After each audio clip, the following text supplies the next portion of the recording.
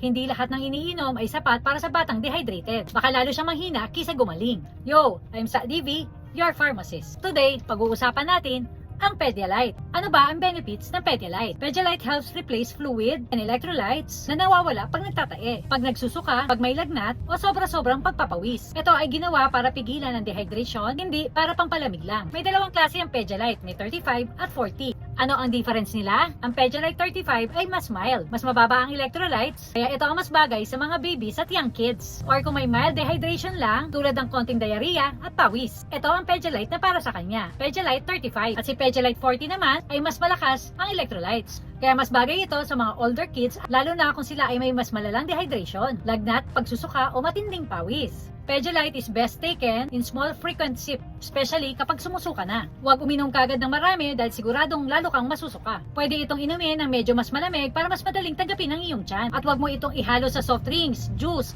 gatas dahil mawawala ang tamang electrolyte balance. Kailan ba dapat inumin ang Pedialyte? Pwede mo na ipainom ang Pedialyte pag may signs na ng dehydration, tulad ng pagsusuka, tuyong bibig, madalang na pag-ihi, panghihina, sobra-sobrang pawis, hilo, diarrhea o vomiting o pagsusuka.